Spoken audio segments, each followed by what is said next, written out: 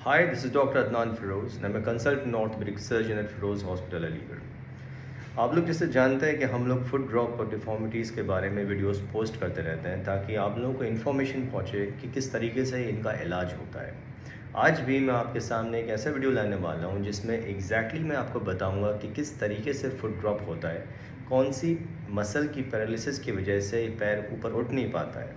लेकिन foot drop ऐसे patients में कभी कभी मसल इम्बैलेंस की वजह से भी हो जाता है। जो हम पेशेंट आपके सामने प्रेजेंट करने वाले हैं उनका नाम पुष्पेंद्र है, बिलोंगिंग टू जयपुर। और इनको 2 साल से 2024 से फुट ड्रॉप हो गया था क्योंकि इनके नी में एक एक्सीडेंट हो गया था। अब इनकी दो प्रॉब्लम्स थी। एक तो इनकी मसल पैरालाइज हो गई थी जिसकी वजह से इनको फुट ड्रॉप हो गया था। लेकिन दूसरी एक और प्रॉब्लम थी कि इनका जो फर्स्ट टो था उसका बोन जो है थोड़ा सा नीचे की तरफ ज़्यादा झुक रही थी। अब ये क्यों हुआ इस पेशेंट में? क्योंकि इसमें फुट ड्रॉप के साथ साथ मसल इम्बैलेंस भी हो गई थी।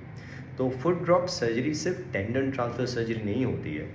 इस वीडियो में आपको ये बताने चाहता हूँ कि it is not only tendon transfer surgery. हमें सिर्फ टेंडन ट्रांसफ़र सर्जरी नहीं करनी पड़ती है, इसमें टेंडन बैलेंसिंग भी करनी पड़ती है।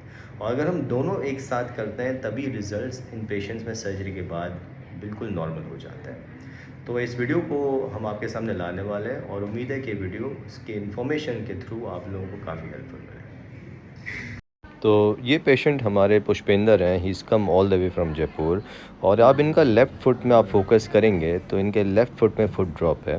ये अपना पैर को ऊपर उठा नहीं पा रहे हैं। If you focus on the left foot he is not able to dorsiflex the foot, dorsiflexion बिल्कुल नहीं है और इनका पंजा पहले आता है फिर हील आती है।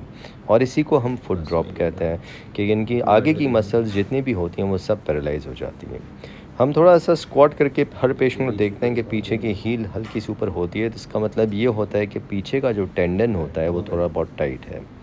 जब हमने पुष्पेंद्र को बिठा के देखा, हम इनके साइड के मूवमेंट्स असेस करते हैं तो इनके साइड के मूवमेंट्स आर प्रीटी गुड। ये अंदर का मूवमेंट भी अच्छा और बाहर का मूवमेंट भी बहुत अच्छा है इनका।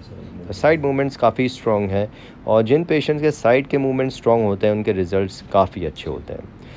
पुष्पेंद्र में एक एडिशनल डिफ़ॉर्मिटी थी फुट में कि इनका जो फर्स्ट टो के पीछे बोन है वो ज़्यादा नीचे झुकी हुई थी। ये आप देख रहे हैं फर्स्ट मेटाटार्सल बोन होती है और ये एग्जैक्टली प्लांटर फ्लेक्शन पोजीशन में नीचे की तरफ है। जैसे ही हम ऊपर धक्का देते हैं इस बोन को ऊपर चली जाती है और वापस जैसे रिलीज़ करेंगे नीचे आ जाती है। तो इसका रीज़न क्या है? तो बेसिकली फुट ड्रॉप में होता क्या है, जैसे कि आप देख रहे हैं हमारी इंपॉर्टेंट जो एक मसल होती है उसे टिबियालिस एंटीरियर मसल कहते हैं। और इस टिबियालिस एंटीरियर मसल का फंक्शन होता है पंजे को ऊपर की तरफ खींचना, जैसे कि आप नीचे वाले वीडियो में देख रहे हैं। जब ये टिबियालिस एंटीरियर मसल पैरालाइज हो जाती है नर्व इंजरी की वजह से तो पेशेंट्स को फुट ड्रॉप हो जाता है। हमारे पास इस वीडियो में आप लोग देखेंगे ध्यान से कि दो मसल्स हैं। एक ऊपर की तरफ जो है टिबियालिस एंटीरियर मसल जो पंजे के ऊपर इंसर्ट होती है और नीचे आप जो देख रहे हैं वो नीचे पेरोनियस लॉन्गस मसल है जो पंजे के नीचे इंसर्ट होती है। अब इस पेशेंट में प्रॉब्लम क्या हुई थी कि इसमें टिबियालिस एंटीरियर मसल जो है वो पैरालाइज हो गई थी और पेरोनियस लॉन्गस काम कर रही थी। तो पेरोनियस लॉन्गस जो नीचे वाली मसल है वो पंजे को नीचे की तरफ ले जा रही थी। और आप देख रहे हैं पंजे जो ऊपर वाला वीडियो है, जो फर्स्ट टो है वो नीचे की तरफ झुकता जा रहा था क्योंकि पेरोनियस लॉन्गस मसल इसको नीचे की तरफ पुल कर रही थी। तो इसको बैलेंस करने के लिए और फुट ड्रॉप की पैरालिसिस सही करने के लिए हमने दो टेंडन्स यूज़ करे। टिबियालिस पोस्टीरियर टेंडन जो हम लोग सभी पेशेंट्स में ट्रांसफ़र करते हैं जैसे कि आप ऊपर देख रहे हैं, और पेरोनियस लॉन्गस टेंडन जो बाहर वाला टेंडन लंबा वाला टेंडन है वो पेरोनियस लॉन्गस टेंडन है। नीचे आप वीडियो देख सकते हैं कि दोनों टेंडन्स हमने बोन में इंसर्ट कर लिए और फुट बैलेंस हो। Hi, this is Dr. Adnan Feroz. I'm a consultant orthopedic surgeon at Feroz Hospital, Aligarh. आज हमारे साथ पुष्पेंद्र आए हैं and he's come all the way from Jaipur, Rajasthan. और इनको एक लेफ्ट फुट में काफ़ी ख़राब डिफॉर्मिटी हुई थी।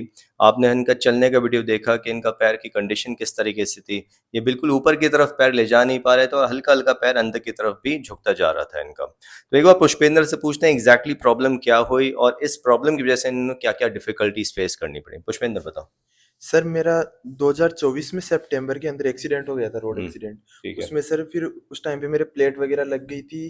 तो मतलब मेरे 5 ऑपरेशन हो गए थे, मेरे लिगामेंट वगैरह भी टूटे हुए थे और प्लेट वगैरह भी लग गई थी तो तो उस घुटने टाइम। का लिगामेंट टूट गया था पूरा। हाँ सर।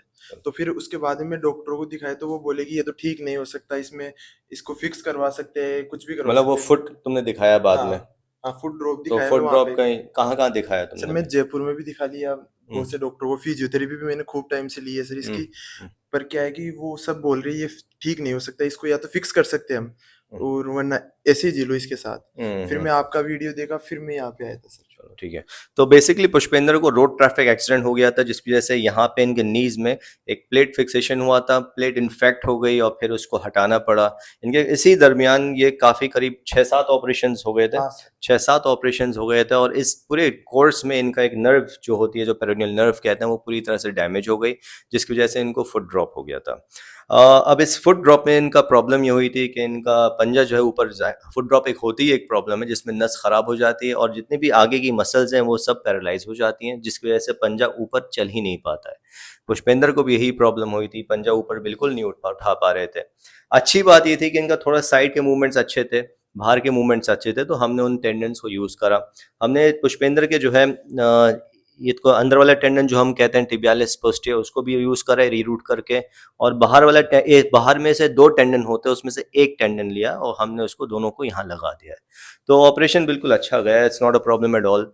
बस ये है कि हम लोग जो प्लास्टर लगाएँगे, 1.5 महीने का प्लास्टर होगा और 1.5 महीने बाद ये प्लास्टर हटा के इनके मूवमेंट्स उम्मीद है कि पूरी तरह से आ चुके होंगे। पुष्पेंद्र, एक कोई प्रॉब्लम तो नहीं है हॉस्पिटल में, सब नहीं बिल्कुल सर, ठीक हो गया? सब बहुत अच्छे हैं सर, हाँ? यहाँ के लोग भी बहुत अच्छे ये हैं। सब वीडियोस हम लोग इसलिए बनाते हैं क्योंकि ये सब फुट डिफॉर्मिटीज और फुट पैरालिसिस होती है। कई दूर दूर से हमारे पास मरीज और क्वेश्चंस करते हैं यूट्यूब में और कॉल करके कि क्या ठीक हो सकता है, नहीं हो सकता। मैं बस आप सबको ये बताना चाहता हूँ कि ये बिल्कुल ठीक हो सकता है, किसी भी तरीके की पैरालिटिक डिफॉर्मिटीज फुट की हो या एंकल की हो, सही हो सकती है। क्योंकि बहुत से मरीज कई सारे हॉस्पिटल्स जाते हैं, कई तमाम बड़े बड़े हॉस्पिटल जा जाके उनको मना कर दिया जाता है कि ये ठीक नहीं हो सकता है, लेकिन ये ठीक हो सकता है। इसमें सिर्फ एक सही टेंडन ट्रांसफर सर्जरी की ज़रूरत पड़ती है। कौन सा टेंडन कहाँ पे लगाना है, किस तरीके से लगाना है, किस तरह से मसल रिलीज़ करनी है, लेंथनिंग करनी है, वो सब हम लोग को इतना तजुर्बा हो गया है कि हम लोग सब जानते हैं कितने कॉम्प्लिकेटेड केसेस कैसे सही हो सकते हैं, कैसे नहीं हो सकते हैं। तो यहाँ पे अब अगर आप लोग सर्जरी कराना चाहते हैं, आप लोग ये नंबर जितने भी फ्लैश हो रहे हैं उनमें कॉन्टैक्ट करके अपना अपॉइंटमेंट्स बुक कर सकते हैं। We have done approximately around 1000 surgeries के आस-पास हम लोग कर चुके हैं, तो इतना तजुर्बा हो चुका है हम सबको कि कौन से केसेस अच्छे से किए जाएँ, कौन से नहीं किए जाएँ, किस में रिजल्ट्स आ सकते हैं। तो उम्मीद है जितने भी वीडियोज़ हैं आप लोगों को काफ़ी हेल्पफुल हों, और अगर आपको इंटरेस्टेड हैं इन अपॉइंटमेंट्स में, आप आराम से कॉल कर सकते हैं। Thank you for watching all my videos.